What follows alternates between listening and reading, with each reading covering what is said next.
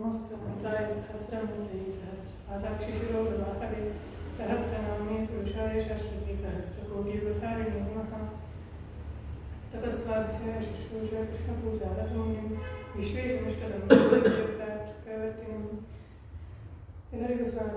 ಇಲ್ಲಿ ಪ್ರಮತಿಧಾರೆಯಲ್ಲಿ ಶುರುವಾಗಿರ್ತಕ್ಕಂತಹ ಭಾಗವತ ಪ್ರವಚನದ ಸರಣಿಯಲ್ಲಿ ನಮ್ಮೊಟ್ಟಿಗೆ ಶ್ರೀ ವಿದ್ವಾನ್ ಶ್ರೀ ಶೇಷಾಚಾರ್ಯರಿದ್ದಾರೆ.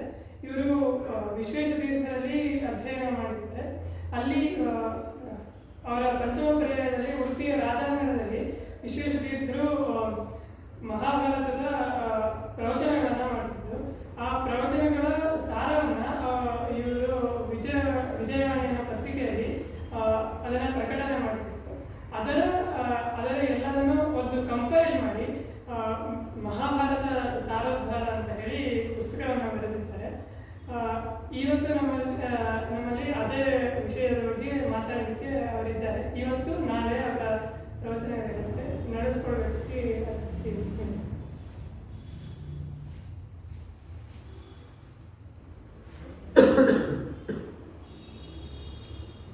ಶ್ರೀ ಗುರುಭ್ಯೋ ನಮಃ. ಹರಿ ಓಂ.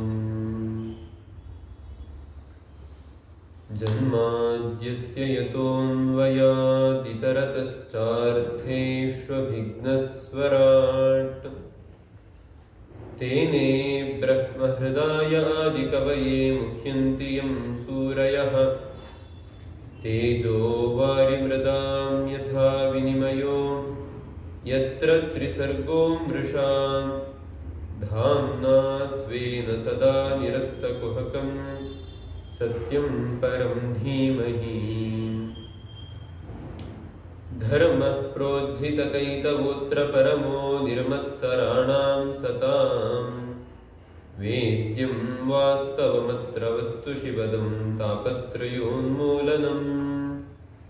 ಶ್ರೀಮದ್ಭಾಗವತೆ ಮಹಾಮುನಿಕೃತೆ ಕಿಂ ವಾ ಪರೈರೀಶ್ವರಃ ಸದ್ಯೋ ಹೃದ್ಯವರುಧ್ಯತೇತ್ರ ಕೃತಿಭಿಃ ಶುಶ್ರೂಷುಭಿಸ್ತತ್ಕ್ಷಣಾತ್. ನಾರಾಯಣಂ ಸುರಗುರುಂ ಜಗದೇಕನಾಥಂ ಭಕ್ತಪ್ರಿಯಂ ಸಕಲಲೋಕನಮಸ್ಕೃತಂ ಚ ತ್ರೈಗುಣ್ಯವರ್ಜಿತಮಜಂ ವಿಭುಮಾದ್ಯಮೀಶಂ ವಂದೇ ಭವಗ್ನಮಮರಾಸುರಸಿದ್ಧವಂದ್ಯಂ. ಅನವದ್ಯಾತ್ಮಚಾರಿತ್ರ್ಯಂ ವಾದಿಖದ್ಯೋತಭಾಸ್ಕರಂ ವಿದ್ಯಾಮಾನ್ಯಗುರುನ್ ವಂದೇ ವಿದ್ಯಾವಿದ್ಯೋತಭಾಸ್ವರಂ. ತಪಸ್ವಾಧ್ಯಾಯ ಶುಶ್ರೂಷಾ ಕೃಷ್ಣಪೂಜಾರತಂ ಮುನಿಂ ವಿಶ್ವೇಶಂ ಇಷ್ಟದಂ ವಂದೇ ಪರಿವ್ರಾಟ್ ಚಕ್ರವರ್ತಿನಂ. ಶ್ರೀ ಗುರುಭ್ಯೋ ನಮಃ. ಹರಿ ಓಂ.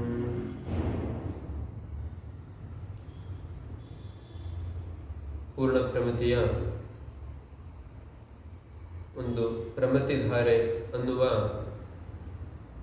ಅಂಗ ಯೋಜನೆಯ ಮೂಲಕ ಅನೇಕ ಶಾಸ್ತ್ರಗಳ ಅಪೂರ್ವವಾದ ವಿಷಯಗಳ ಚಿಂತನೆಯನ್ನು ಏನು ಶನಿವಾರ ಭಾನುವಾರ ನಡೆಸ್ತಾ ಬರ್ತಾ ಇದ್ದಾರೆ. ತುಂಬ ಅಭಿನಂದನೀಯವಾದಂತಹ ಸಂಗತಿ. ಈ ಬಾರಿ ಪರಮಪೂಜ್ಯ ಪ್ರಾತಸ್ಮರಣೀಯರಾದಂತಹ ನನ್ನ ಗುರುಗಳಾದ ವಿಶ್ವೇಶತೀರ್ಥ ಶ್ರೀಪಾದರ ಮಹಾಭಾರತ ಸಾರೋದ್ಧಾರ ಅನ್ನುವ ಕೃತಿಯ ಬಗೆಗೆ ಒಂದೆರಡು ಮಾತುಗಳನ್ನು ಆಡಲಿಕ್ಕೆ ಅಂತ ನನ್ನನ್ನು ಮುಂದೆ ಕಳಿಸಿದ್ದಾರೆ.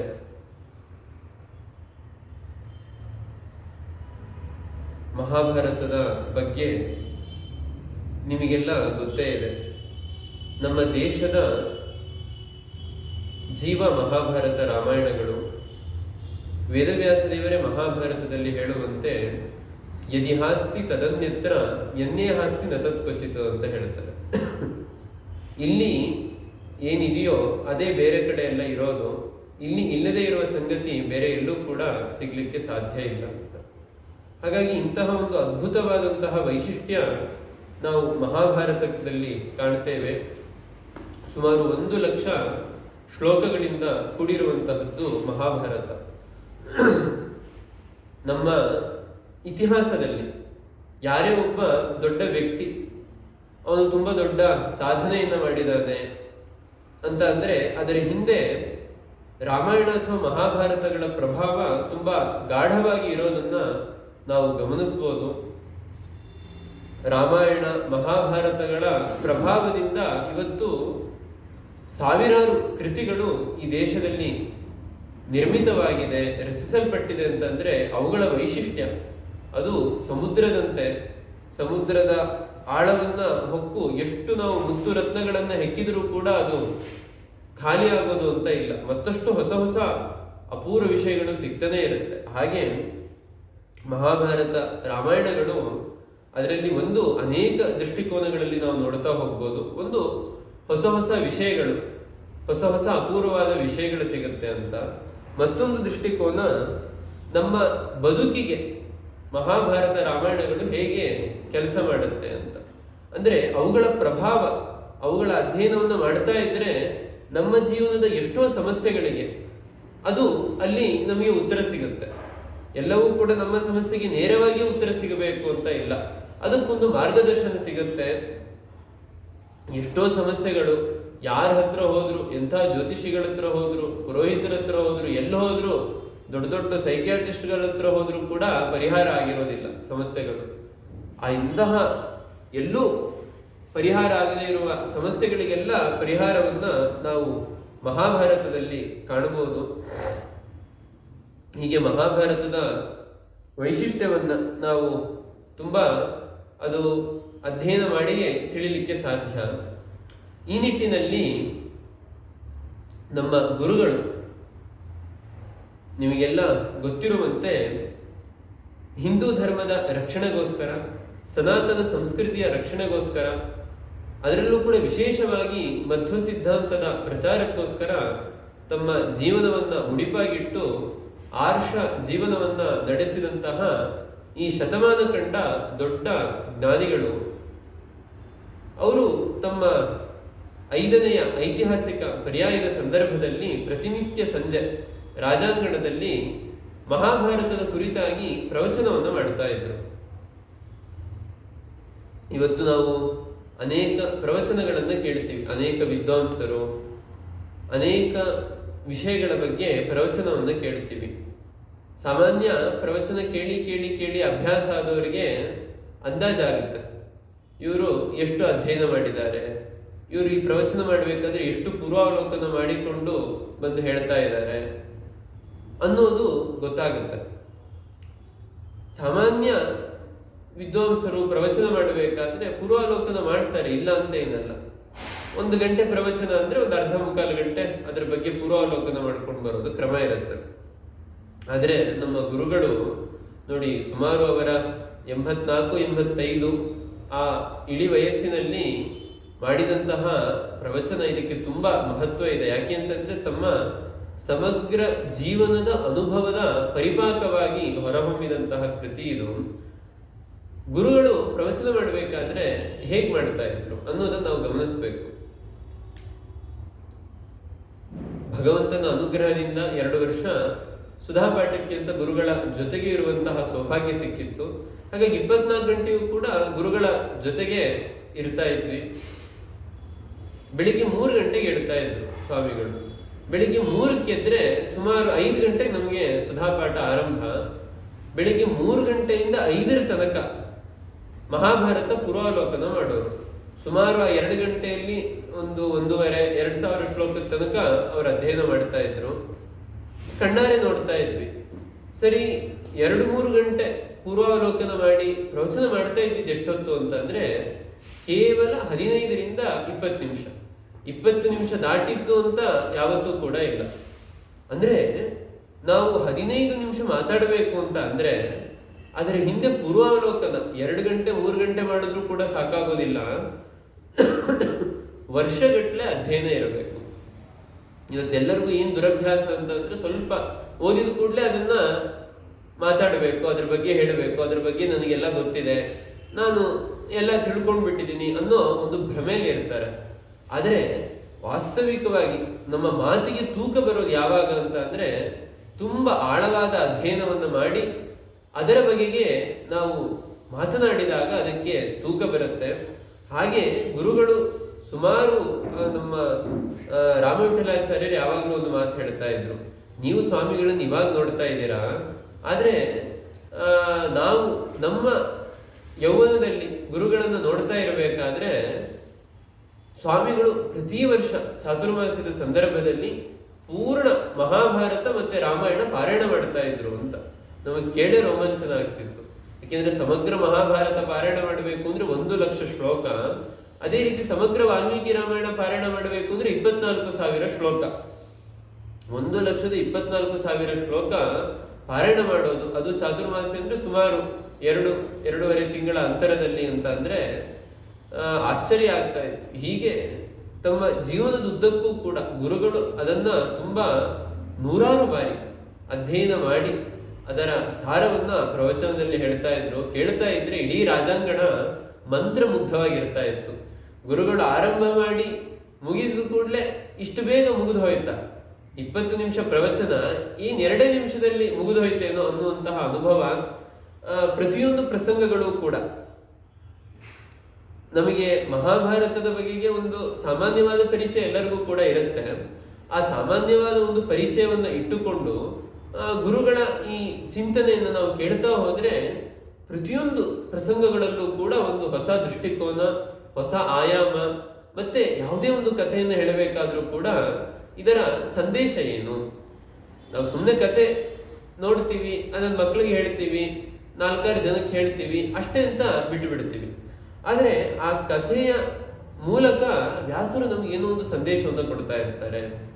ಆ ಕಥೆಗೂ ನಮ್ಮ ಜೀವನಕ್ಕೂ ಒಂದು ನಿಕಟವಾದ ಸಂಪರ್ಕ ಇದೆ, ಸಂಬಂಧ ಇದೆ ಅನ್ನೋದನ್ನ ಗುರುಗಳು ಹೆಜ್ಜೆ ಹೆಜ್ಜೆಗೂ ಕೂಡ ಹೇಳ್ತಾ ಇದ್ರು. ನನಗೆ ಮಾತಾಡ್ಬೇಕಾದ್ರೆ ಅನ್ಸೋದೇನು ಅಂತ ಅಂದ್ರೆ ಈ ಕೃತಿಯ ಬಗ್ಗೆ ನನ್ನ ಪ್ರವಚನ ಹೇಗಿರುತ್ತೆ ಅಂತ ಅಂದ್ರೆ, ಈ ಒಳ್ಳೆ ಒಂದು ರಸಭರಿತವಾದ ಬಾದಾಮಿ ಜಾತಿಯ ಮಾವಿನ ಹಣ್ಣು ಇರುತ್ತೆ, ಅದ್ರ ಬಗ್ಗೆ ಕೂತು ಗಂಟೆಗಟ್ಟಲೆ ಪ್ರವಚನ ಮಾಡಿದ್ರೆ ಹೇಗೋ ಹಾಗೆ. ಯಾವತ್ತೂ ಕೂಡ ಆಸ್ವಾದನೆಯನ್ನ ಸ್ವತಃ ಅದನ್ನು ಸವಿದು ಅನುಭವಿಸಬೇಕೆ ಹೊರತು ಅದ್ರ ಬಗ್ಗೆ ಮಾತಾಡಿ ಪ್ರಯೋಜನ ಇಲ್ಲ. ಹಾಗಾಗಿ ನಿಮಗೆ ಮುಂದೆ ಈ ಗುರುಗಳ ಕೃತಿಯನ್ನ ಅಧ್ಯಯನ ಮಾಡಲಿಕ್ಕೆ, ಜೀವನದಲ್ಲಿ ಇದರ ಪ್ರಭಾವವನ್ನು ನೀವು ಹೊಂದಿ ಒಂದು ನೆಮ್ಮದಿಯ ಜೀವನ, ಸಂತೃಪ್ತಿಯ ಜೀವನವನ್ನು ನಡೆಸಲಿಕ್ಕೆ ಇದು ಒಂದು ನಾಂದಿ ಆಗಲಿ ಅನ್ನುವ ದೃಷ್ಟಿಯಿಂದ ಸುಮ್ಮನೆ ಕೆಲವು ಪ್ರಸಂಗಗಳನ್ನು ನಾನು ಮುಟ್ತೀನಿ ಅಷ್ಟೇ. ಪ್ರತಿನಿತ್ಯ ರಾತ್ರಿ ಮಲಗುವ ಮುಂಚೆ ಒಂದು 2-3 ಪುಟ ಆದರೂ ಓದಿ ಮಲಗಿದ್ರೆ ತುಂಬಾ ಅದು ಜೀವನಕ್ಕೆ ಪ್ರಭಾವವನ್ನು ಬೀರುತ್ತೆ. ಯಾಕೆಂದ್ರೆ ತುಂಬಾ ತಿಳಿಯಾಗಿ, ಸರಳವಾಗಿ, ಸಾಮಾನ್ಯರಿಗೂ ಕೂಡ ಅರ್ಥ ಆಗುವಂತೆ ಗುರುಗಳು ತಮ್ಮ ಪ್ರವಚನದಲ್ಲಿ ಹೇಳ್ತಾ ಇದ್ರು. ಸಾಮಾನ್ಯ ನಾವು ಪ್ರವಚನವನ್ನು ಸಂಗ್ರಹ ಮಾಡಬೇಕು ಅಂತ ಆದಾಗ ಈ ಸಂಗ್ರಹಕಾರರು ಅವ್ರಿಗೆ ಹೇಗಿರುತ್ತೆ ಅಂದ್ರೆ ಮಧ್ಯದಲ್ಲಿ ಏನೇನು ಪಾಯಿಂಟ್ಗಳು ಹೇಳಿದ್ರು, ಏನೇನು ಪ್ರಧಾನ ಅಂಶಗಳಿದೆ ಅದನ್ನ ನೋಟ್ ಮಾಡ್ಕೊಳ್ತಾರೆ ಸಹಜವಾಗಿ. ಆದ್ರೆ ಸ್ವಾಮಿಗಳ ಪ್ರವಚನದ ಸ್ವಾರಸ್ಯ ಏನು ಅಂತ ಅಂದ್ರೆ, ಕೆಲವುದನ್ನ ಸಂಗ್ರಹ ಮಾಡಿ ಕೆಲವುದನ್ನ ಬಿಡೋದು ಅಂತ ಕ್ರಮನೇ ಇರ್ತಾ ಇರಲಿಲ್ಲ. ಅವರು ಆರಂಭದಿಂದ ಕೊನೆ ತನಕ ಏನೇನು ಹೇಳ್ತಾ ಇದ್ರು ಗುರುಗಳು, ಅದೆಲ್ಲವನ್ನೂ ಕೂಡ ಬರಿಬೇಕಾಗ್ತಾ ಇತ್ತು. ನಾನು ಆರಂಭದಲ್ಲಿ ಕೆಲವುದನ್ನ ಬರೆದು ಉಳಿದದನ್ನು ಬಿಡ್ತಾ ಇದ್ದೆ. ಆಮೇಲೆ ನಾನು ಬರೆದ ಮೇಲೆ ಮತ್ತಿನ್ನೊಮ್ಮೆ ಕೇಳಿದ್ರೆ ಅಯ್ಯೋ ಇದನ್ನ ಬರಿಬೇಕಾಗಿತ್ತಲ್ಲ, ಇದನ್ನ ಬಿಟ್ಬಿಟ್ನಲ್ಲ. ಕೊನೆಗೆ ಒಂದ್ 2-3 ದಿನ ಆದ್ಮೇಲೆ ನಂಗೆ ಅರ್ಥ ಆಗಿದ್ದೇನು ಅಂತಂದ್ರೆ, ಓ ಇದರಲ್ಲಿ ಬಿಡ್ಲಿಕ್ಕೆ ಏನು ಇರೋದಿಲ್ಲ, ಎಲ್ಲವೂ ಕೂಡ ಬರೆಯೋದೆ ಅಂತ. ಯಾಕೆಂದ್ರೆ ಸ್ವಾಮಿಗಳು ಅಷ್ಟು ಅದ್ಭುತವಾಗಿ ಅದನ್ನ ಸಂಗ್ರಹ ಮಾಡಿ ಹೇಳ್ತಾ ಇದ್ರು. ಅತಿಶಯೋಕ್ತಿ ಅಲ್ಲ, ಒಂದೇ ಒಂದು ಪದವೂ ಕೂಡ ಬಿಡುವಂತೆ ಇರ್ತಾ ಇರಲಿಲ್ಲ. ಅಷ್ಟು ಅದು ಅದ್ಭುತವಾಗಿ ಮೂಡಿ ಬರ್ತಾ ಇತ್ತು. 2 ವರ್ಷಗಳ ಕಾಲ ವಿಜಯವಾಣಿ, ವಿಜಯ ಕರ್ನಾಟಕ ಪ್ರತಿನಿತ್ಯವೂ ಕೂಡ ದಿನಪತ್ರಿಕೆಗಳಲ್ಲಿ ಅದು ಮೂಡಿ ಬರ್ತಾ ಇತ್ತು. ತುಂಬಾ ಜನಪ್ರಿಯವಾದ ಲೇಖನ ಸರಣಿಯಾಗಿತ್ತು. ಅನೇಕ ಜನರು, ನನ್ನೆದುರೇ ಸಾವಿರಾರು ಜನರು ಅದರ ಸಂತೋಷದ ಅಭಿವ್ಯಕ್ತಿಯನ್ನು ಪಡಿಸಿದ್ರು. ಅದು ಕೇವಲ ಗುರುಗಳ ಒಂದು ತಪಸ್ಸಿನ ಫಲ. ಯಾವತ್ತೂ ಕೂಡ ಮಾತಿಗೆ ಬೆಲೆ ಇರೋದಿಲ್ಲ. ನೀವು ಗಮನಿಸಿ, ನಾವು ಮನೆಯಲ್ಲಿ ಮಕ್ಕಳಿಗೆ ಏನೋ ಒಂದು ಹೇಳ್ತೀವಿ ಅಂತ ಕೇಳ್ಕೊಳ್ಳಿ, ಮಕ್ಕಳು ಕಿವಿಗೂ ಹಾಕೊಳ್ಳೋದಿಲ್ಲ ಅದನ್ನ. ಅದೇ ಅಪ್ಪ ಅಮ್ಮ ಅಜ್ಜಿ ತಾತ ಏನಾದ್ರೂ ಮಾಡ್ತಾ ಇದ್ರೆ ಅದನ್ನ ನೋಡಿ ಮಾಡ್ಲಿಕ್ಕೆ ಶುರು ಮಾಡುತ್ತೆ ಮಕ್ಕಳು. ಅಂದ್ರೆ ಸಹಜವಾಗಿ 2-3 ವರ್ಷದ ಮಕ್ಕಳೇ ಹೇಳಿದ ಮಾತು ಕೇಳೋದಿಲ್ಲ ಅಂದ್ರೆ ಇನ್ ದೊಡ್ಡವರ ಆದ್ಮೇಲೆ, ಬಲಿತ ಮೇಲೆ, ಮೀಸೆ ಚಿಗುರದ ಮೇಲೆ ಕೇಳೋದು ಅಂತ ಇರತ್ತಾ? ಕೇಳೋದು ಅಂತ ಕ್ರಮನೇ ಇರಲ್ಲ. ಯಾವತ್ತೂ ಕೂಡ ಸಮಾಜ ಸಮಾಜವನ್ನು ನಾವು ತಿದ್ದಬೇಕು ಅಂದರೆ ಬರೀ ಭಾಷಣ ಮಾಡಿ ಮಾತನಾಡಿ ಪ್ರಯೋಜನ ಇರೋದಿಲ್ಲ. ಸ್ವತಃ ನಾವು ಹಾಗೆ ಬದುಕಿ ತೋರಿಸ್ಬೇಕಾಗತ್ತೆ. ಒಬ್ಬ ವ್ಯಕ್ತಿ ಏನು ಮಾತನಾಡಿದ ಅನ್ನೋದು ಮುಖ್ಯ ಆಗೋದಿಲ್ಲ, ಅವನು ಹೇಗೆ ಬದುಕಿದ ಅನ್ನೋದು ತುಂಬಾ ಮುಖ್ಯ ಆಗುತ್ತೆ. ಹಾಗಾಗಿ ಗುರುಗಳು ಆ ಮಹಾಭಾರತದಲ್ಲಿ ಹೇಳಿದಂತೆ ಸ್ವತಃ ತಾವು ಬದುಕಿ ತೋರಿಸ್ತಾ ಇದ್ರು. ಅದು ತುಂಬಾ ದೊಡ್ಡ ಒಂದು ರೋಮಾಂಚನ ಆಗುವಂತಹ ಅನುಭವ. ಗುರುಗಳು ಏನು ಪ್ರವಚನದಲ್ಲಿ ಹೇಳ್ತಾ ಇದ್ರು, ಸ್ವತಃ ಹಾಗೆ ತಾವು ಬದುಕಿ ತೋರಿಸ್ತಾ ಇದ್ರು. ತಾವು ಯಾವುದನ್ನ ಜೀವನದಲ್ಲಿ ಅಳವಡಿಸ್ಕೊಳ್ತಾ ಇರಲಿಲ್ಲ, ಅದನ್ನು ಯಾವತ್ತಿಗೂ ಕೂಡ ಮಾತಾಡ್ತಾ ಇರಲಿಲ್ಲ, ಹೇಳ್ತಾ ಇರಲಿಲ್ಲ. ಇದನ್ನ ತೀರಾ ಹತ್ತಿರದಿಂದ ಗುರುಗಳನ್ನ ನೋಡಿದವರಿಗೆ ಇದರ ಅನುಭವವನ್ನ ಪಡಿಲಿಕ್ಕೆ ಸಾಧ್ಯ ಆಗುತ್ತೆ. ಹೀಗೆ ನಾವು ಈ ಕೃತಿಯನ್ನ ಪ್ರವೇಶ ಮಾಡುವುದು ಅಂತ ಆದರೆ ಒಂದೆರಡು ಚಿಂತನೆಗಳನ್ನ ನಾನು ನಿಮ್ಮ ಮುಂದಿಡ್ಲಿಕ್ಕೆ ಪ್ರಯತ್ನ ಪಡ್ತೀನಿ. ಇದು ಕೇವಲ ಒಂದು ನಿಮಗೆ ಪ್ರವೇಶಕ್ಕೆ ಸ್ಫೂರ್ತಿ ಬರಲಿ ಅಂತ ಇದರ ಉದ್ದೇಶ ಹೊರತು ಇದೇ ಅಂತಿಮ ಅಂತ ಆಗೋದಿಲ್ಲ. ಆದರೆ ಪ್ರತಿಯೊಬ್ಬರೂ ಕೂಡ ಜೀವನದಲ್ಲಿ ಏನಾದರೂ ಒಂದು ಹೊಸದಾದ ಸಾಧನೆಯನ್ನು ಮಾಡಬೇಕು, ದೊಡ್ಡ ಗುರಿಯನ್ನು ತಲುಪಬೇಕು ಅನ್ನುವ ಒಂದು ಬಯಕೆ ಇರುವವರಿಗೆ ಅವಶ್ಯವಾಗಿ ಇದನ್ನ ಅಳವಡಿಸಿಕೊಳ್ಬೇಕಾಗಿರುವಂತಹದ್ದು.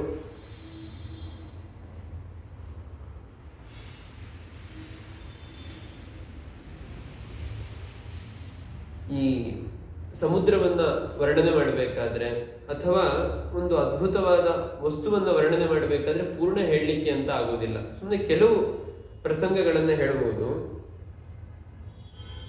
ಮಹಾಭಾರತದ ಬಗ್ಗೆ ನಿಮಗೆಲ್ಲ ಸಾಮಾನ್ಯವಾಗಿ ಗೊತ್ತೇ ಇರುತ್ತೆ. ಆರಂಭದಲ್ಲಿ ಆದಿಪರ್ವದ ಆರಂಭದಲ್ಲಿ ದ್ರೋಣಾಚಾರ್ಯರ ವಿದ್ಯಾಭ್ಯಾಸದ ಪ್ರಸಂಗ ಬರುತ್ತೆ. ದ್ರೋಣಾಚಾರ್ಯರ ವಿದ್ಯಾಭ್ಯಾಸದ ಪ್ರಸಂಗ ಬಂದಾಗ ನಾವೆಲ್ಲ ಆ ಕಥೆಯನ್ನ ಕೇಳಿದೀವಿ, ಆ ಕಥೆ ನಮಗೆ ಗೊತ್ತಿದೆ, ನಾವು ಕೂಡ ಮಕ್ಕಳಿಗೆ ಆ ಕಥೆಯನ್ನ ಹೇಳ್ತೀವಿ. ಸ್ವಾಮಿಗಳು ಏನ್ ಮಾಡ್ತಾ ಇದ್ರು ಅಂದ್ರೆ ಪ್ರತಿಯೊಂದು ಕಥೆಗೂ ಕೂಡ ಒಂದು ಜೀವವನ್ನು ತುಂಬ್ತಾ ಇದ್ರು.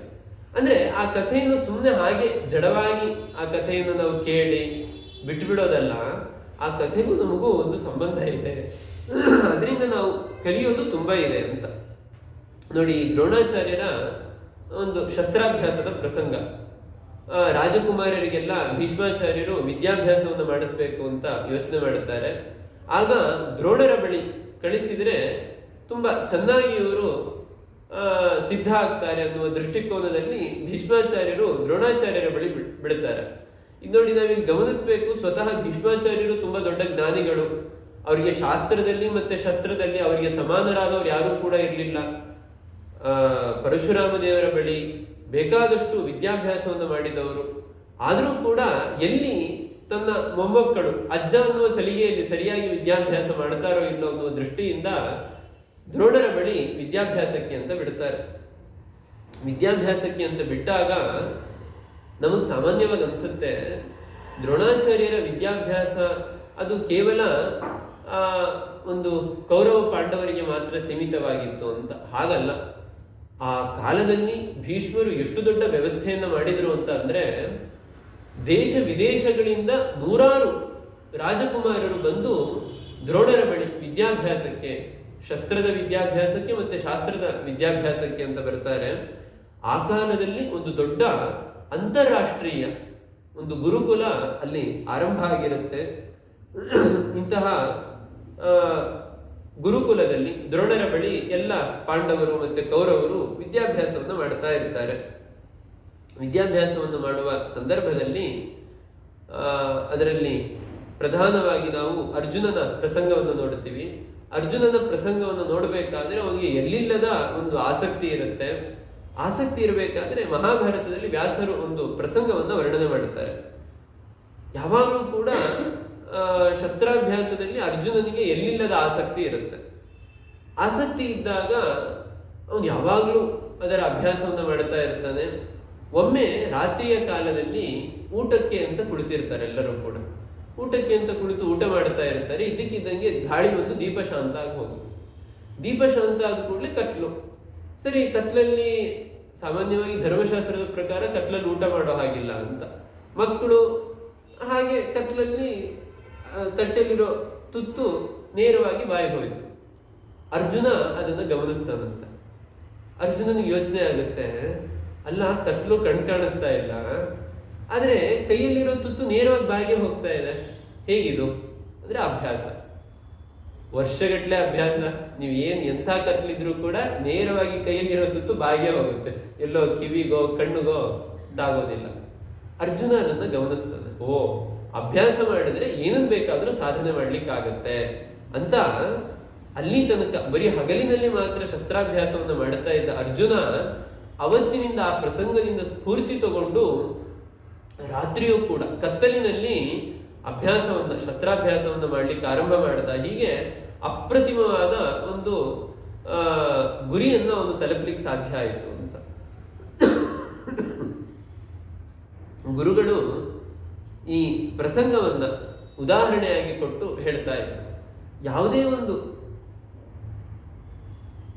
ಗುರಿಯನ್ನು ತಲುಪಬೇಕಾದ್ರೆ, ಒಬ್ಬ ಸಾಧನೆಯನ್ನು ಮಾಡಬೇಕು ಅಂದ್ರೆ ಎಲ್ಲಿಲ್ಲದ ಪರಿಶ್ರಮ ಬೇಕಾಗುತ್ತೆ, ಎಲ್ಲಿಲ್ಲದ ಛಲ ಬೇಕಾಗುತ್ತೆ. ಅವನೇನೋ ಒಂದು ಸೀಮಿತವಾಗಿ ಒಂದು ಪರಿಧಿಯನ್ನು ಹಾಕಿಕೊಂಡು, ಒಂದು ಚೌಕಟ್ಟನ್ನು ಹಾಕಿಕೊಂಡು, ದಿನದಲ್ಲಿ ನಾನು 1 ಗಂಟೆ ಇದನ್ನ ಓದ್ತೀನಿ, 1 ಗಂಟೆ ಈ ಕೆಲಸವನ್ನ ಮಾಡ್ತೀನಿ ಅಂದ್ರೆ ಇದೆಲ್ಲವೂ ಕೂಡ ಏನೋ ಒಂದು ತನ್ನ ಮನಸ್ಸಿನ ಸಮಾಧಾನಕ್ಕೋ ಅಥವಾ ಯಾರದೋ ಒಬ್ಬರ ಬಲವಂತಕ್ಕೋ ಮಾಡೋದು ಅಂತ ಆಗುತ್ತೆ.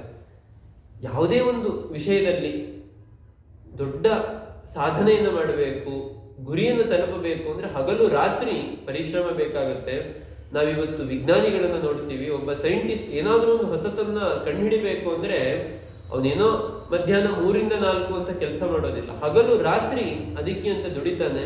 ಹಾಗೆ ಯಾವುದೇ ಒಂದು ಕ್ಷೇತ್ರದಲ್ಲಿ ನಾವು ಸಾಧನೆಯನ್ನು ಮಾಡಬೇಕು ಅಂದ್ರೆ ಹಗಲು ರಾತ್ರಿ ಅದಕ್ಕೆ ಪರಿಶ್ರಮವನ್ನು ಪಡಬೇಕಾಗತ್ತೆ. ಅದೇ ರೀತಿ ಮತ್ತೊಂದು ಪ್ರಸಿದ್ಧವಾದ ಪ್ರಸಂಗ ಇದೇ ಪ್ರಸಂಗದಲ್ಲಿ ಬರುತ್ತೆ. ದ್ರೋಣಾಚಾರ್ಯರು ಈ ರಾಜಕುಮಾರರಿಗೆಲ್ಲ ವಿದ್ಯಾಭ್ಯಾಸವನ್ನು ಮಾಡಿಸ್ಬೇಕಾದ್ರೆ ಒಮ್ಮೆ ಒಂದು ಪ್ರಸಿದ್ಧವಾದ ಪ್ರಸಂಗ, ಎಲ್ಲರನ್ನು ಕರೆದು ಕೇಳ್ತಾರೆ, ಮರದ ಮೇಲೆ ಒಂದು ಹಕ್ಕಿಯ ಗೊಂಬೆಯನ್ನ ಇಟ್ಟು ಅದರ ಕಣ್ಣಿಗೆ ಸರಿಯಾಗಿ ಗುರಿ ಇಟ್ಟು ಬಾಣವನ್ನು ಬಿಡಬೇಕು ಅಂತ. ಎಲ್ಲ ದುರ್ಯೋಧನ ದುಶ್ಯಾಸನ ಇವರನ್ನೆಲ್ಲ ಕರೆದು ಕೇಳಿದ್ರಂತೆ, ಏನ್ ಕಾಣ್ತಾ ಇದೆ ಅಂತ. ಅವ್ರು ಹೇಳ್ತಾರೆ, ನನಗೆ ಎಲೆ ಕಾಣಿಸ್ತಾ ಇದೆ, ಹಣ್ಣು ಕಾಣಿಸ್ತಾ ಇದೆ, ಗೊಂಬೆ ಕಾಣಿಸ್ತಾ ಇದೆ, ಏನ್ ಕಾಣಿಸ್ಬೇಕು ಅದು ಬಿಟ್ಟು ಇನ್ನೆಲ್ಲ ಕಾಣಿಸ್ತಾ ಇದೆ. ಕೊನೆಗೆ ಅರ್ಜುನನನ್ನು ಕೇಳ್ತಾರೆ ದ್ರೋಣರು. ಅರ್ಜುನ ಹೇಳ್ತಾನೆ, ಗುರುಗಳೇ ನನಗೆ ಆ ಗೊಂಬೆಯ ಹಕ್ಕಿ ಏನಿದೆ ಅದರ ಕಣ್ಣು ಬಿಟ್ರೆ ಇನ್ನೇನು ಕಾಣಿಸ್ತಾ ಇಲ್ಲ ಅಂತ. ದ್ರೋಣರು ಖುಷಿ ಆಗತ್ತೆ, ಶಬಾಷ್ ಬಾಣ ಬಿಡು. ಸರಿ, ಅರ್ಜುನ ನೇರವಾಗಿ ಆ ಕಣ್ಣಿಗೆ ಬಾಣವನ್ನು ಬಿಡುತ್ತಾನೆ. ಅಂದ್ರೆ ಅರ್ಜುನನಿಗೆ ಗುರಿ ಬಿಟ್ರೆ ಬೇರೆ ಇನ್ನೇನು ಕೂಡ ಕಾಣಿಸ್ತಾ ಇರಲಿಲ್ಲ. ಇದನ್ನ ಗುರುಗಳು ಇಷ್ಟು ಚೆನ್ನಾಗಿ ಸಮನ್ವಯ ಮಾಡ್ತಾ ಇದ್ರು ಅಂತ ಅಂದ್ರೆ ಇದನ್ನ ಪೂರ್ಣ ಶಾಸ್ತ್ರಕ್ಕೆ ಸಮನ್ವಯ ಮಾಡ್ತಾ ಇದ್ರು, ಅಂದ್ರೆ ಅಧ್ಯಾತ್ಮಕ್ಕೆ. ಮಹಾಭಾರತದ ಪ್ರತಿಯೊಂದು ಪ್ರಸಂಗಗಳು ಕೂಡ ಏವಂ ಅಧ್ಯಾತ್ಮನಿಷ್ಠಂ ಹಿ ಭಾರತಂ ಸರ್ವಮುಚ್ಯತೆ ಅಂತ ಮಧ್ವಾಚಾರ್ಯರ ಮಾತು. ಮಹಾಭಾರತದ ಪ್ರತಿಯೊಂದು ಪ್ರಸಂಗಗಳಲ್ಲಿಯೂ ಕೂಡ ಒಂದು ಅಧ್ಯಾತ್ಮದ ಸಂದೇಶ ಇದೆ ಅಂತ. ಈ ಪ್ರಸಂಗದಲ್ಲಿ ಏನ್ ಸಂದೇಶ ಅಂತ ಅಂದ್ರೆ, ಯಾವುದೇ ಒಂದು ಸಿದ್ಧಿಯನ್ನು ಪಡಿಬೇಕು ಅಂತಂದ್ರೆ ಏಕಾಗ್ರತೆ ಬೇಕು ಅಂತ. ಅರ್ಜುನನಿಗೆ ಎಷ್ಟು ಏಕಾಗ್ರತೆ ಇತ್ತು ಅಂದ್ರೆ ಕಣ್ಣು ಬಿಟ್ರೆ ಬೇರೆ ಏನೂ ಕೂಡ ಕಾಣಲಿಲ್ಲ ಅಂತ. ಹಾಗೆ ನಮಗೂ ಕೂಡ ಒಂದು ಏಕಾಗ್ರತೆ ಇದ್ರೆ ಶಾಸ್ತ್ರದ ವಿಷಯದಲ್ಲಿ ಅಥವಾ ಒಂದು ಏನೋ ಧ್ಯಾನವನ್ನು ಮಾಡಬೇಕಾದ್ರೆ ಏಕಾಗ್ರತೆಯಿಂದ ಮಾತ್ರ ನಾವು ಸಾಧನೆಯಲ್ಲಿ ಸಿದ್ಧಿಯನ್ನು ಪಡೀಲಿಕ್ಕೆ ಸಾಧ್ಯ ಆಗುತ್ತೆ ಅಂತ. ನಾವು ಶಾಸ್ತ್ರದಲ್ಲಿ ಧ್ಯಾನವನ್ನು ಮಾಡಬೇಕು ಅಂತ ಹೇಳ್ತಾರೆ. ಕಣ್ಮುಚ್ಚಿ ಭಗವಂತನ ರೂಪವನ್ನ ಧ್ಯಾನ ಮಾಡಬೇಕು, ಬೇರೆ ಯಾವುದನ್ನು ಕೂಡ ಯೋಚನೆ ಮಾಡಬಾರದು ಅಂತ ನಾವು ಕೇಳಿರ್ತೀವಿ. ನಮಗೆ ಇಲ್ಲಿ ಬರೋ ದೊಡ್ಡ ಸಮಸ್ಯೆ ಏನು ಅಂತ ಅಂದ್ರೆ, ಅಲ್ಲ ನಮಗೆ ಧ್ಯಾನ ಮಾಡಬೇಕು ಅಂತ ಗೊತ್ತು, ಆದ್ರೆ ಕಣ್ಮುಚ್ಚಿ ಧ್ಯಾನಕ್ಕೆ ಅಂತ ಕುಳಿತರೆ ಬರೀ ಬೇಡದೇ ಇರೋ ವಸ್ತುಗಳೇ ಬರುತ್ತೆ. ಕಣ್ಮುಚ್ಚಿ ಕುಳಿತರೆ ಸಾಕು, ಏನೋ ನಂಗೆ ಇಷ್ಟ ಆಗಿರೋ ಮೊಬೈಲ್ ಕಣ್ಮುಂದೆ ಬರುತ್ತೆ, ಏನೋ ಇನ್ನೊಂದು ಟಿವಿ ಬರುತ್ತೆ, ಅಥವಾ ಬೇರೆ ಯಾವುದೋ ನನಗೆ ಇಷ್ಟವಾದ ಆಟ, ನನಗೆ ಇಷ್ಟವಾದ ಹೀರೋ ಎಲ್ಲರೂ ಕೂಡ ಕಣ್ಮುಂದೆ ಬರ್ತಾರೆ ಅಂತ ನಮ್ಮ ಸಮಸ್ಯೆ. ಅದಕ್ಕೆ ಸ್ವಾಮಿಗಳು ತುಂಬಾ ಚೆನ್ನಾಗಿ ಹೇಳ್ತಾ ಇದ್ರು, ನಮ್ಗೆ ಯಾವ್ದ್ರಲ್ಲಿ ತುಂಬಾ ಆಸಕ್ತಿ ಇರುತ್ತಲ್ವ, ಈಗ ನಮ್ಗೆ ಏಕಾಗ್ರತೆ ಕೊರತೆ ಅಂತ. ಸಮಸ್ಯೆ ಏನು ಮೂಲಭೂತವಾಗಿ ಏಕಾಗ್ರತೆ ಇಲ್ಲ. ನಮಗೆ ಧ್ಯಾನ ಮಾಡಬೇಕು ಅಂತ ತುಂಬಾ ಆಸಕ್ತಿ ಇದೆ, ಆದ್ರೆ ಏನ್ ಮಾಡೋದು, ಏಕಾಗ್ರತೆ ಮಾತ್ರ ನಮಗ್ ಬರಲ್ಲ. ಅದಕ್ಕೆ ಏನ್ ಮಾಡ್ಬೇಕು ಅಂತ ಅದಕ್ಕೆ ಸ್ವಾಮಿಗಳು ಚೆನ್ನಾಗಿ ಹೇಳ್ತಿದ್ರು. ನಿಜವಾಗ್ಲೂ ಏಕಾಗ್ರತೆ ಕೊರತೆ ಇದ್ದಿದ್ರೆ ನಾವು ಟಿವಿ ನೋಡ್ತಾ ಕೂತಿರ್ತೀವಿ. ಟಿವಿ ನೋಡ್ತಾ ಕೂತಾಗ ಮನೆಗೆ ಯಾರೋ ಒಬ್ಬ ಕಳ್ಳ ಬಂದು ಕಳ್ತನ ಮಾಡ್ಕೊಂಡು ಹೋದ್ರೂ ನಮಗೆ ಗೊತ್ತಾಗೋದಿಲ್ಲ, ಅಷ್ಟು ಏಕಾಗ್ರತೆ ಇರುತ್ತೆ. ಹಾಗಾದ್ರೆ ಏಕಾಗ್ರತೆ ಇಲ್ಲ ಅಂತ ಹೇಳೋ ಹಾಗಿಲ್ಲ, ಏಕಾಗ್ರತೆಯ ಶಕ್ತಿ ಇದೆ ನಮಗೆ. ಅದನ್ನು ಎಲ್ಲಿ ಬಳಸ್ಕೊಳ್ಬೇಕು ಅನ್ನೋದನ್ನ ಈಗ ಯೋಚನೆ ಮಾಡಬೇಕಾಗಿದೆ. ಸರಿ, ಹಾಗಾದ್ರೆ ದೇವರ ಬಗ್ಗೆ ಏಕಾಗ್ರತೆಯಿಂದ ಧ್ಯಾನ ಮಾಡಬೇಕು. ಇವತ್ತೆಲ್ಲ ತುಂಬಾ ದೊಡ್ಡ ದೊಡ್ಡ ಇನ್ಸ್ಟಿಟ್ಯೂಟ್ಗಳಿದೆ, ಅಲ್ಲೆಲ್ಲ ಗಂಟೆಗಟ್ಟಲೆ ಧ್ಯಾನದ ತರಬೇತಿಗಳನ್ನು ಕೊಡ್ತಾರೆ. ಧ್ಯಾನವನ್ನು ಹೇಗೆ ಮಾಡಬೇಕು ಅಂದ್ರೆ ಕಣ್ಮುಚ್ಚಿ ನೀವು ಶೂನ್ಯವನ್ನ ಧ್ಯಾನ ಮಾಡಬೇಕು, ಬೇರೆ ಏನನ್ನು ಕೂಡ ಧ್ಯಾನ ಮಾಡಬಾರದು ಅಂತ ಹೇಳ್ಕೊಡ್ತಾರೆ. ಅದಕ್ಕೆಲ್ಲ ಲಕ್ಷ ಲಕ್ಷ ಫೀಸ್ ಕೊಟ್ಟು ಇವತ್ತು ನಾವು ನಮ್ಮ ಮಕ್ಕಳನ್ನ ಕಳಿಸ್ತಾ ಇದ್ದೀವಿ. ನೋಡಿ, ಪ್ರಾಕ್ಟಿಕಲ್ ಆಗಿ ಯೋಚನೆ ಮಾಡಿದ್ರೆ ಏನು ಧ್ಯಾನ ಮಾಡದೆ ಶೂನ್ಯವನ್ನ ಧ್ಯಾನ ಮಾಡೋದು ಅನ್ನೋದೇ ಅನ್ಸೈಂಟಿಫಿಕ್. ನೀವು ಕಣ್ಮುಚ್ಚಿ ಕೂತ್ರೆ ಏನೋ ಒಂದು ಮನಸ್ಸಿಗೆ ಬರಲೇಬೇಕು, ಏನು ಬರದೇ ಇರೋದು ಅನ್ನೋದೇ ತೀರಾ ಅದು ಅವೈಜ್ಞಾನಿಕವಾದಂತಹ ವಿಚಾರ. ಹಾಗಾದ್ರೆ ಒಂದು ಭಗವಂತನ ರೂಪವನ್ನು ಧ್ಯಾನ ಮಾಡಬೇಕು ಅಂತ ಅಂದ್ರೆ ಶಾಸ್ತ್ರಗಳ ನಿರಂತರವಾದ ಅಧ್ಯಯನದಿಂದ ಮಾತ್ರ ಧ್ಯಾನವನ್ನು ಮಾಡಲಿಕ್ಕೆ ಸಾಧ್ಯ. ಯಾಕೆ ಅಂತಂದ್ರೆ ಶಾಸ್ತ್ರಗಳ ಜ್ಞಾನ ಇಲ್ಲ ಅಂತ ಅಂದ್ರೆ ನಾವು ಏಕಾಗ್ರತೆಯನ್ನ ಪಡಿಲಿಕ್ಕೆ ಸಾಧ್ಯ ಇಲ್ಲ. ನೋಡಿ, ಉಪನಿಷತ್ತಿನಲ್ಲಿ ಒಂದು ಮಾತು ಬರುತ್ತೆ, ಪ್ರಣವೋ ಧನುಹು ಶರೋಹ್ಯಾತ್ಮ ಬ್ರಹ್ಮತಲ್ಲಕ್ಷ ಮುಚ್ಚತೆ ಅಂತ. ಗುರುಗಳು ಇದನ್ನು ಸಂವಾದಿಯಾಗಿ ಕೊಡ್ತಾ ಇದ್ರು. ಯಾಕೆಂದ್ರೆ ಶಾಸ್ತ್ರ ಹೇಳೋದು ಇತಿಹಾಸ ಪುರಾಣಾಭ್ಯಾಂ ವೇದಂ ಸಮೂಪ ಬ್ರಹ್ಮಯೇ ಅಂತ. ನಾವು ವೇದವನ್ನು ಅರ್ಥ ಮಾಡ್ಕೊಳ್ಬೇಕು ಅಂದ್ರೆ ಇತಿಹಾಸ ಪುರಾಣಗಳ ಅಧ್ಯಯನ ಬೇಕು ಅಂತ ಶಾಸ್ತ್ರದಲ್ಲಿ ಹೇಳ್ತಾರೆ. ಇತಿಹಾಸ ಅಂದ್ರೆ ಮಹಾಭಾರತ, ರಾಮಾಯಣ, ಪುರಾಣಗಳು, ಇವುಗಳ ಅಧ್ಯಯನ ಇಲ್ಲಿ ಇರ್ಲಿಲ್ಲ ಅಂತ ಅಂದ್ರೆ, ಇವುಗಳನ್ನ ಓದ್ಲಿಲ್ಲ ಅಂದ್ರೆ ವೇದವನ್ನ ಅರ್ಥ ಮಾಡ್ಕೊಳ್ಲಿಕ್ಕೆ ಆಗೋದಿಲ್ಲ ಅಂತ. ಹಾಗಾದ್ರೆ ವೇದಕ್ಕೂ ಈ ಇತಿಹಾಸಕ್ಕೂ ಹೇಗೆ ಸಂಬಂಧ ಇದೆ ಅಂತ ಗುರುಗಳು ಈ ಸಂದರ್ಭದಲ್ಲಿ ಉಪನಿಷತ್ತಿನ ಮಾತನ್ನ ಕೊಟೇಶನ್ ಆಗಿ ಕೊಟ್ಟು, ಪ್ರಣವೋ ಧನು, ಪ್ರಣವ ಅಂತಂದ್ರೆ ಓಂಕಾರ, ಓಂಕಾರ ಅಂತಂದ್ರೆ ಸಮಸ್ತ ಶಾಸ್ತ್ರಗಳ ಸಾರ ಓಂಕಾರ. ಹಾಗಾಗಿ ಆ ಶಾಸ್ತ್ರವನ್ನ ಧನುಸ್ಸನ್ನಾಗಿ ಮಾಡಿಕೊಂಡು ಶರೋಹ್ಯಾತ್ಮ, ಬಾಣ ಯಾವುದು ಅಂತಂದ್ರೆ ಮನಸ್ಸು, ಮನಸ್ಸೇ ಬಾಣ, ಮನಸ್ಸನ್ನ ಬಾಣವನ್ನಾಗಿ ಮಾಡಿಕೊಂಡು ಲಕ್ಷ್ಯ ಯಾವುದು ಅಂತಂದ್ರೆ ಬ್ರಹ್ಮತಲ್ಲ ಲಕ್ಷ್ಯ ಮುಚ್ಚತೆ, ಭಗವಂತನೇ ಗುರಿ. ಹಾಗಾದ್ರೆ ನಮ್ಮ ಮನಸ್ಸನ್ನ ದೇವರಲ್ಲಿ ಏಕಾಗ್ರವಾಗಿ ಇಡಬೇಕು ಅಂತ ಅಂದ್ರೆ ಅದಕ್ಕೆ ಧನುಸ್ ಯಾವುದು ಅಂದ್ರೆ ಶಾಸ್ತ್ರಗಳು. ನೋಡಿ, ನೀವು ಒಂದು ಬಾಣ ಗುರಿ ಇಟ್ಟು ಬಿಡಬೇಕು, ಆ ಬಾಣ ಗುರಿಯನ್ನು ತಲುಪಬೇಕು ಅಂದ್ರೆ ಏನ್ ಬೇಕು? ಧನುಸ್ ಬೇಕು. ಇಲ್ಲ, ಧನುಸ್ಸೇ ಇಲ್ಲ, ನಾನು ಹಾಗೆ ಕೈಯಿಂದ ಬಾಣವನ್ನು ಎಸಿತೀನಿ ಅಂದ್ರೆ ಎಷ್ಟು ದೂರ ಹೋಗುತ್ತೆ ಬಾಣ? ಸ್ವಲ್ಪ ದೂರ ಹೋಗುತ್ತೆ, ಕೆಳಗೆ ಬಿದ್ದುಬಿಡುತ್ತೆ. ಹಾಗೆ ಶಾಸ್ತ್ರಾಧ್ಯಯನವನ್ನ ಮಾಡದೆ ನಾನು ಹಾಗೆ ಧ್ಯಾನವನ್ನ ಮಾಡ್ತೀನಿ ಅಂತಂದ್ರೆ ಕೈಯಿಂದ ಬಾಣವನ್ನ ಬಿಟ್ಟಂತೆ, ಅದು ಗುರಿಯನ್ನು ತಲುಪಲಿಕ್ಕೆ ಸಾಧ್ಯವೇ ಇಲ್ಲ. ಹಾಗೆ ಶಾಸ್ತ್ರಗಳ ಸ್ಥಾನದಲ್ಲಿ, ಧನುಸ್ಸಿನ ಸ್ಥಾನದಲ್ಲಿ ಶಾಸ್ತ್ರಗಳಿದೆ. ಶಾಸ್ತ್ರಗಳ ಅಧ್ಯಯನವನ್ನ ಮಾಡಿ ಮನಸ್ಸು ಪರಿಪಕ್ವ ಅವಸ್ಥೆಯನ್ನು ತಲುಪಿದಾಗ ಧ್ಯಾನಂ ನಿಶ್ಚಿತ ತತ್ವಸ್ಯ ಅಂತ ಮಧ್ವಾಚಾರ್ಯರು ಹೇಳ್ತಾರೆ. ಧ್ಯಾನ ಮಾಡಬೇಕು ಅಂದ್ರೆ ತತ್ವ ನಿಶ್ಚಯ ಆಗಿರಬೇಕು. ತತ್ವವೇ ನಿಶ್ಚಯ ಆಗ್ಲಿಲ್ಲ ಅಂದ್ರೆ ಧ್ಯಾನ ಮಾಡ್ಲಿಕ್ಕೆ ಹೇಗೆ ಸಾಧ್ಯ? ನೀವು ಕಣ್ಮುಚ್ಚಿ ಕುಳಿತರೆ ಅಲ್ಲ ದೇವರು ನಾನು ಒಂದೇನಾ ಬೇರೆನಾ, ಇವತ್ತು ಬೇರೆ ಆಗಿ ಆಮೇಲೆ ನಾಳೆ ದಿನ ಒಂದೇ ಆಗ್ತೀವ, ಹೀಗೆಲ್ಲ ಸಂಶಯಗಳು ಬರ್ತಾ ಕೂತ್ರೆ ಏನ್ ಧ್ಯಾನ ಮಾಡ್ಲಿಕ್ಕಾಗತ್ತೆ? ಹಾಗಾಗಿ ಯಾವುದೇ ಒಂದು ತತ್ವದ ಬಗ್ಗೆ ಧ್ಯಾನ ಮಾಡಬೇಕು ಅಂದ್ರೆ ತತ್ವ ನಿಶ್ಚಯ ಆಗಬೇಕು. ತತ್ವ ಯಾವಾಗ ನಿಶ್ಚಯ ಆಗುತ್ತೋ ಆಗ ನಿಶ್ಚಿಂತೆಯಾಗಿ ಧ್ಯಾನ ಮಾಡಲಿಕ್ಕೆ ಸಾಧ್ಯ ಆಗುತ್ತೆ. ಹಾಗಾಗಿ ನಾವು ಏಕಾಗ್ರತೆಯಿಂದ ಧ್ಯಾನವನ್ನು ಮಾಡಬೇಕು ಅಂತಂದ್ರೆ ಶಾಸ್ತ್ರಗಳ ಒಂದು ಅಧ್ಯಯನ ತೀರಾ ಅದು ಅನಿವಾರ್ಯವಾದದ್ದು ಅನ್ನುವುದನ್ನ ನಾವು ಈ ಪ್ರಸಂಗದ ಮೂಲಕ ತಿಳಿದುಕೊಳ್ಳಬಹುದು ಅಂತ ಗುರುಗಳು ತಿಳಿಸ್ತಾ ಇದ್ರು. ಅದೇ ರೀತಿ ಮುಂದೆ ಏಕಲವ್ಯನ ಪ್ರಸಂಗ ಬರುತ್ತೆ. ಏಕಲವ್ಯನ ಪ್ರಸಂಗ ಅಂತ ಅಂದ್ರು, ಏಕಲವ್ಯನ ಪ್ರಸಂಗ ಅಂದ್ರೆ ತುಂಬಾ ಕಾಂಟ್ರವರ್ಸಿ. ಯಾಕೆಂತಂದ್ರೆ ಏಕಲವ್ಯ ಇವತ್ತೆಲ್ಲ ಆಧುನಿಕರ ಆಕ್ಷೇಪ, ಅಲ್ಲ ಎಷ್ಟು ಒಳ್ಳೆಯವನು ಏಕಲವ್ಯ ಅಲ್ವಾ, ಅವನು ದ್ರೋಣಾಚಾರ್ಯರು ಏನ್ ಮಾಡಿದ್ರು, ಜಾತಿ ತಾರತಮ್ಯ ಮಾಡಿ ಅವನು ಕೆಳಜಾತಿಯವನು ಅಂತ ಹೇಳಿ ಅವನನ್ನು ತಿರಸ್ಕಾರ ಮಾಡಿ ಕಳಿಸ್ಬಿಟ್ರು. ಅವನಿಗೆ ವಿದ್ಯಾಭ್ಯಾಸವನ್ನು ಹೇಳ್ಕೊಡ್ಲೇ ಇಲ್ಲ. ಸರಿ, ಪಾಪ ಏಕಲವ್ಯ ಏನು ಮಾಡದ, ಆಯಿತು ಅಂತ ತಾನೇ ಹೋಗಿ ದ್ರೋಣಾಚಾರ್ಯರ ಪ್ರತಿಮೆಯನ್ನು ನಿರ್ಮಾಣ ಮಾಡಿ ತಾನೇ ಸ್ವಂತವಾಗಿ ಅದರ ಶಸ್ತ್ರಗಳ ಅಭ್ಯಾಸವನ್ನು ಮಾಡಿದ್ರೆ ಆಮೇಲೆ ಹೇಗೋ ವಿಷಯ ಗೊತ್ತಾಯ್ತು ದ್ರೋಣಾಚಾರ್ಯರಿಗೆ.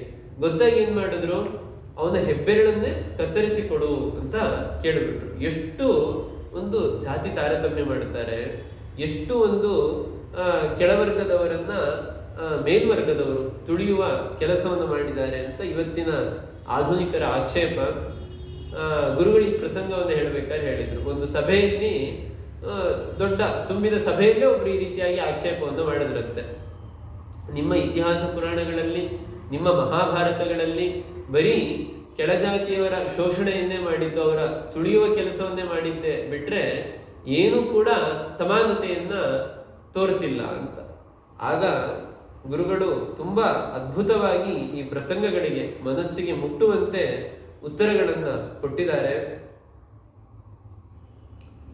ಆ ಏಕಲವ್ಯನ ಪ್ರಸಂಗ ನಮಗೆ ಮೇಲ್ನೋಟಕ್ಕೆ ನೋಡಿದಾಗ ಹೌದು ಅನ್ಸುತ್ತೆ ಇಂಥವ್ರಿಗೂ ಕೂಡ. ಆದ್ರೆ ವಾಸ್ತವಿಕವಾಗಿ ಈ ಆಕ್ಷೇಪ ಮಾಡೋರದ್ದು ಸಮಸ್ಯೆ ಏನು ಅಂತಂದ್ರೆ ಪೂರ್ಣ ಗ್ರಂಥವನ್ನು ಓದಿರೋದಿಲ್ಲ. ನಾವು ಮೂಲ ಮಹಾಭಾರತವನ್ನು ಓದಿದ್ರೆ ಆಗ ಎಲ್ಲ ಪ್ರಶ್ನೆಗಳಿಗೂ ಕೂಡ ಉತ್ತರ ಸಿಗುತ್ತೆ. ಏಕಲವ್ಯ ಯಾರು? ನಾವು ಮೂಲಭೂತವಾಗಿ ನೋಡ್ತಾ ಹೋದ್ರೆ ಏಕಲವ್ಯ ಜರಾಸಂಧನ ಸೇನಾಧಿಪತಿ. ಜರಾಸಂಧನ ಪಕ್ಷದಲ್ಲಿದ್ದು ಜರಾಸಂಧನಿಗೆ ಬಲಗೈಯಾಗಿ ನಿಂತು ಜರಾಸಂಧ ಇಡೀ ಜಗತ್ತನ್ನೇ ನಾಶ ಮಾಡಬೇಕು ಅಂತ ಅವನು ದೊಡ್ಡ ಟೆರರಿಸ್ಟ್ ಆಗಿ ನಿಂತಿದ್ರೆ ಅದಕ್ಕೆ ಬಲಗೈಯಾಗಿ ನಿಂತಿದ್ದವನು ಏಕಲವ್ಯ. ಹಾಗಾಗಿ ಆ ಏಕಲವ್ಯನನ್ನ ಹೀಗೆ ಬಿಟ್ರೆ, ಅವನಿಗೆ ಒಳ್ಳೆ ಶಸ್ತ್ರಾಭ್ಯಾಸವನ್ನ ಮಾಡಿಸಿದ್ರೆ ಇನ್ನೇನಿಲ್ಲ, ಅದು ನಾವು ಟೆರರಿಸ್ಟ್ಗೆ ಕರೆದು ಟ್ರೈನಿಂಗ್ ಕೊಟ್ಟ ಹಾಗೆ. ಹಾಗಾಗಿ ಇಡೀ ದೇಶವೇ ನಾಶ ಆಗುವಂತಹ ಪ್ರಸಂಗ ಇತ್ತು. ಹಾಗಾಗಿ ಆ ಮುಂದಾಲೋಚನೆಯನ್ನ ಮಾಡಿ ನಮ್ಮ ದ್ರೋಣಾಚಾರ್ಯರು ಈ ರೀತಿಯಾಗಿ ಆ ಬೆರಳನ್ನ ಕತ್ತರಿಸಿಕೊಡುತ್ತಾರೆ. ಆದ್ರೂ ಕೂಡ ಏಕಲವ್ಯ ಪೂರ್ಣ ದುಷ್ಟನ ಅಂದ್ರೆ ಪೂರ್ಣ ದುಷ್ಟನೂ ಅಲ್ಲ ಅವನು. ಯಾಕೆಂದ್ರೆ ಪೂರ್ಣ ದುಷ್ಟ ಆಗಿದ್ರೆ ಅವ್ರು ಕೇಳಿದ ಕೂಡಲೇ ಬೆರಳನ್ನು ಕತ್ತರಿಸ್ಕೊಡ್ತಾ ಇರಲಿಲ್ಲ. ನಾನ್ಯಾಕೆ ಕೊಡ್ಬೇಕು ಅಂತ ನಿಜವಾಗ್ಲೂ ಪೂರ್ಣ ಒಂದು ದುಷ್ಟ ಅಂತ ಆಗಿದ್ರೆ ಅವನು ಹಾಗೆ ಹೋಗ್ಬಿಡ್ಬೇಕಾಗಿತ್ತು. ಆದ್ರೆ ಅವನಲ್ಲಿ ಒಂದು ಸಾತ್ವಿಕ ಶಕ್ತಿಯೂ ಕೂಡ ಇತ್ತು. ಹಾಗಾಗಿ ಅವನು ಆ ಬೆರಳನ್ನ ಕತ್ತರಿಸಿ ಕೊಡ್ತಾನೆ. ಅದಕ್ಕೆ ದ್ರೋಣಾಚಾರ್ಯರು ಏನ್ ಮಾಡ್ತಾರೆ ಅಂದ್ರೆ ಇದನ್ನ ಯಾರು ಕೂಡ ತಿಳ್ಕೊಳ್ಳೋದೇ ಆಕ್ಷೇಪ ಮಾಡ್ತಾರೆ. ಮಧ್ವಾಚಾರ್ಯರು ತಮ್ಮ ಮಹಾಭಾರತ ತಾತ್ಪರ್ಯ ನಿರ್ಣಯದಲ್ಲಿ ಇದಕ್ಕೆ ಉತ್ತರವನ್ನು ಕೊಡ್ತಾರೆ. ಆಮೇಲೆ ದ್ರೋಣಾಚಾರ್ಯರು ಮತ್ತೆ ಏಕಲವ್ಯನನ್ನ ಕರೆಸಿ ಪ್ರೀತಿಯಿಂದ ಮತ್ತಷ್ಟು ಶಸ್ತ್ರಗಳ ಅಭ್ಯಾಸವನ್ನು ಮಾಡಿಸ್ತಾರಂತೆ. ಪುನಃ ಕೃಪಾಲು ರೈವತ ಪರ್ವತೆಯಿತು ಅಂತ ಆ ರೈವತ ಪರ್ವತಕ್ಕೆ ಏಕಲವ್ಯನನ್ನ ಕರೆದು ಅಲ್ಲಿ ಅನೇಕ ಶಸ್ತ್ರಾಸ್ತ್ರಗಳ ಉಪದೇಶವನ್ನ ಮಾಡಿದ್ರು ಅಂತ. ಅಲ್ಲ ಆಮೇಲೆ ಮತ್ತೆ ಸಮಸ್ಯೆ ಆಗೋದಿಲ್ವಾ ಅಂದ್ರೆ ಹೇಗೂ ಹೆಬ್ಬೆರಳು ಹೋಗಿದೆ, ಅಷ್ಟು ದೊಡ್ಡ ಸಮಸ್ಯೆ ಆಗಿರ್ಲಿಕ್ಕೆ ಇಲ್ಲ. ಮತ್ತೆ ಅವನಲ್ಲಿ ಒಂದಷ್ಟು ಅಹಂಕಾರವೂ ಕೂಡ ಕಡಿಮೆ ಆಗಿತ್ತು. ಹೀಗೆ ನಾವು ಮೂಲ ಗ್ರಂಥಗಳ ಅಧ್ಯಯನವನ್ನು ಮಾಡಿದಾಗ ಅಲ್ಲಿ ವಾಸ್ತವ ಚಿತ್ರಣ ಬೇರೆಯೇ ಇರುತ್ತೆ. ನಾವು ಅರ್ಧಂಬರ್ಧ ತಿಳ್ಕೊಂಡಾಗ ಅನೇಕ ಗೊಂದಲಗಳು, ಸಂಶಯಗಳು, ಆಕ್ಷೇಪಗಳು ಎಲ್ಲದಕ್ಕೂ ಕೂಡ ಅವಕಾಶ ಆಗುತ್ತೆ. ಹೀಗೆ ಅನೇಕ ಪ್ರಸಂಗಗಳ ಬಗ್ಗೆ ಗುರುಗಳು ಬೆಳಕನ್ನ ಚೆಲ್ತಾ ಹೋಗ್ತಾರೆ. ಇಂಥ ವಿಷಯ ಇಲ್ಲ ಅಂತ ಇಲ್ಲ. ಜೀವಕರ್ತೃತ್ವದ ವಿಚಾರ ಆಗಿರ್ಬೋದು, ಇವತ್ತು ಪ್ರತಿಯೊಬ್ಬರಿಗೂ ಕೂಡ ಬರುವ ಪ್ರಶ್ನೆ, ಎಲ್ಲವನ್ನೂ ಕೂಡ ದೇವರೇ ಮಾಡಿಸ್ತಾನೆ ಅಂತ ಶಾಸ್ತ್ರದಲ್ಲಿ ಹೇಳ್ತಾರೆ. ಎಲ್ಲವನ್ನೂ ಮಾಡಿಸೋದು ಅವನೇ ಅಂತ ಆದ್ರೆ ನಾವ್ಯಾಕೆಲ್ಲ ಪ್ರಯತ್ನ ಪಡಬೇಕು? ನಾನು ಸುಮ್ಮನೆ ಕೂತ್ಕೊಳ್ತೀನಿ, ಮಾಡಿಸೋದು ಅವನಲ್ವಾ, ಅವನು ಒಳಗಡೆ ನಿಂತು ಮಾಡಿಸ್ಲಿ, ನನ್ನ ಹಾಸಿಗೆ ಮಲಗಿದ್ರೆ ಮುಗೀತು, ಮತ್ತೆ ಹೇಳೋದೇ ಇಲ್ಲ ನಾನು ಅಂತ ಇವತ್ತು ಎಲ್ಲರ ಆಕ್ಷೇಪಗಳು. ಈ ರೀತಿಯಾದ ನೂರಾರು ಆಕ್ಷೇಪಗಳಿಗೆ ಮಹಾಭಾರತದಲ್ಲಿ ವ್ಯಾಸರು ಹೇಗೆ ಉತ್ತರ ಕೊಟ್ಟಿದ್ದಾರೆ ಅನ್ನೋದನ್ನು ಗುರುಗಳು ಎಳೆಯಾಗಿ ತುಂಬಾ ಸುಂದರವಾಗಿ ಉತ್ತರವನ್ನು ಕೊಡ್ತಾ ಒಂದು ಒಳ್ಳೆ ದೃಷ್ಟಾಂತವನ್ನು ಕೊಡ್ತಾರೆ. ಒಂದು ದೃಷ್ಟಾಂತವಾಗಿ ಒಂದು ಕಥೆ, ಒಬ್ಬ ಸ್ವಾರಸ್ಯಕರವಾದ ಕಥೆ. ಒಬ್ಬ ಗುರುವಿಗೆ ಒಬ್ಬ ಶಿಷ್ಯ ಇದ್ದಂತೆ. ಆ ಶಿಷ್ಯ ಗುರುಗಳ ಉಪದೇಶವನ್ನು ಪಡೆದು ಒಮ್ಮೆ ಕಾಡಿನಲ್ಲಿ ನಡ್ಕೊಂಡು ಹೋಗ್ತಾ ಇರ್ತಾನೆ. ನಡ್ಕೊಂಡು ಹೋಗಬೇಕಾದ್ರೆ ಏನಾಗುತ್ತೆ, ಒಂದು ಆನೆಗೆ ಮದ ಏರ್ಬಿಟ್ಟಿರುತ್ತೆ. ಮದ ಏರಿದ ಆನೆ ದಾಳಿ ಮಾಡ್ಲಿಕ್ಕೆ ಅಂತ ಓಡ್ಕೊಂಡು ಬರ್ತಾ ಇದೆ. ಆನೆ ಮೇಲೆ ಮಾವುತ ಕೂತಿದ್ದಾನೆ.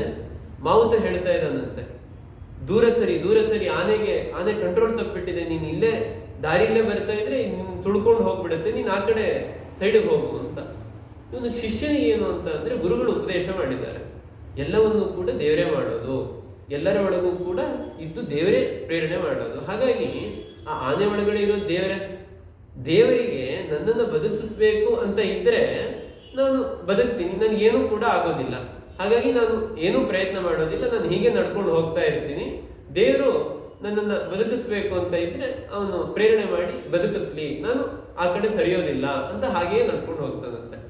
ಆ ಆನೆ ಬರುತ್ತೆ, ಬಂದವನನ್ನ ಎಡಗಾಲಲ್ಲಿ ಓದ್ಕೊಂಡು ಮುಂದೆ ಹೋಗುತ್ತೆ. ಪುಣ್ಯಕ್ಕೆ ಅವನು ಪ್ರಾಣ ಕಳ್ಕೊಳ್ಳೋದಿಲ್ಲ.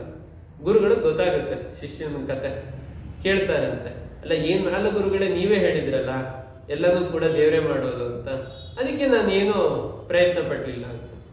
ಗುರುಗಳು ಹೇಳ್ತಾರಂತ, ಅಲ್ಲಪ್ಪ, ಆನೆ ಒಳಗಡೆ ಇರೋ ದೇವರು ಆನೆನ್ ಪ್ರಚೋದನೆ ಮಾಡ್ತಾನೆ ಅಂತ ಯೋಚನೆ ಮಾಡೋ ನಿನಗೆ ಮಾವುತನ ಒಳಗಡೆ ಇದ್ದು ಅದೇ ದೇವರು ಮಾವುತನ ಮೂಲಕ ಹೇಳಿಸ್ತಾನೆ ಅಂತ ಗೊತ್ತಾಗ್ಲಿಲ್ವಾ? ಅದ್ಯಾಕೆ ನಿನಗೆ ತಲೆಗೆ ಬರಲಿಲ್ಲ ಅಂತ.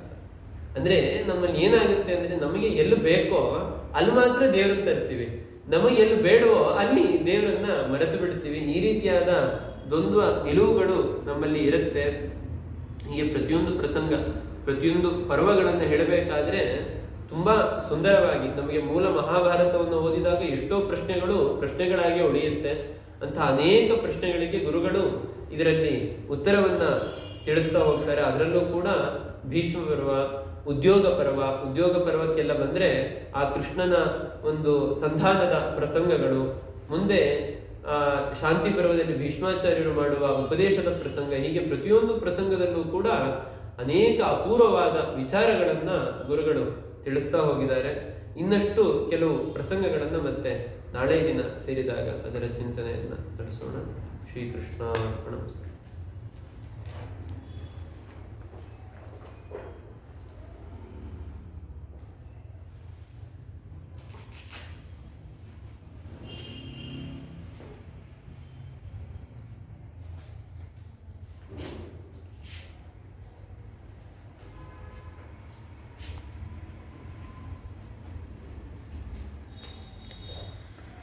ಎಲ್ಲರಿಗೂ ನಮಸ್ಕಾರ.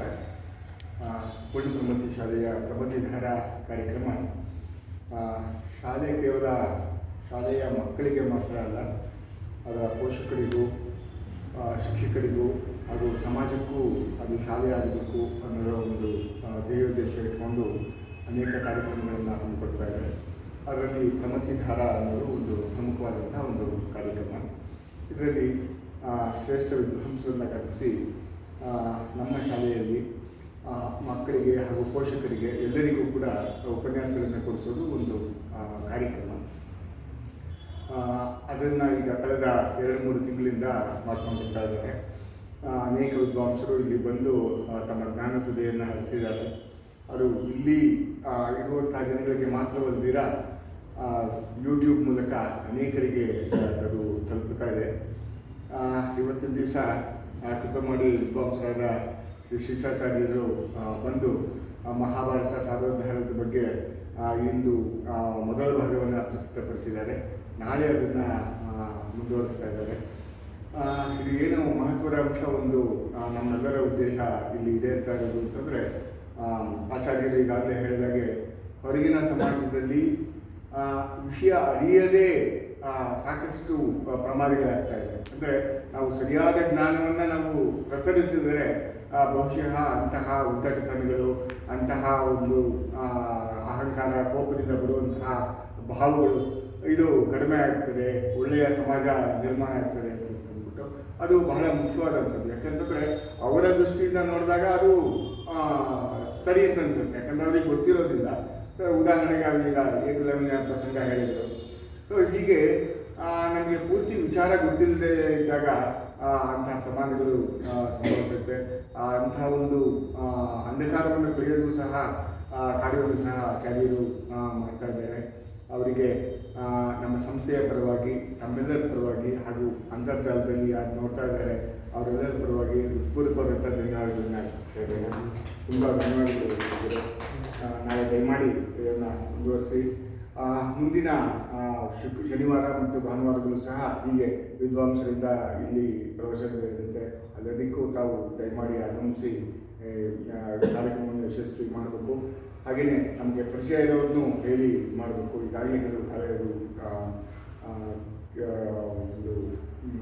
ಕೆಲವನ್ನ ಮಾಡಿದ್ದಾರೆ ಶಾಲೆಯಲ್ಲಿ. ಎಲ್ಲರೂ ಬಂದು 2ನೇ ಮಾಡಿ 3ನೇ ಮಾಡಿ ಇರುವಂಥ ಎಲ್ಲ ನದಿ ಪರಿಸರದ ವಿದ್ಯಾರ್ಥಿಗಳು ಹಾಗೂ ಶಿಕ್ಷಕರು ಬರಬೇಕು ಅನ್ನೋ ಒಂದು ಆದೇಶವನ್ನು ಕೊಟ್ಟಿದ್ದಾರೆ. ಇದು ಹೀಗೆ, ಯಾಕಂದರೆ ಎಲ್ಲ ನಾನು ನೋಡಿದಾಗ ಎಲ್ಲ ಸಂಸ್ಥೆಗಳು ಹೀಗೆ ಪ್ರಾರಂಭವಾಗೋದು, ಕಾರ್ಯಕ್ರಮಗಳು ಹೀಗೆ ಪ್ರಾರಂಭವಾಗೋದು, ಕಡಿಮೆ ಜನ ಇರ್ತಾರೆ, ಕ್ರಮೇಣ ಅದು ಆಗತ್ತೆ. ಸೊ ಅದಕ್ಕೆ ತಮ್ಮೆಲ್ಲರ ಒಂದು ಸಹಕಾರವನ್ನು ಕೋರಿ ನಾನು ಮುಗಿಸ್ತೇನೆ. ಆಚಾರ್ಯರಿಗೆ ನನ್ನೆಲ್ಲರ ಪರವಾಗಿ ಮತ್ತೊಮ್ಮೆ ಪೂರ್ವಕ ಧನ್ಯವಾದ.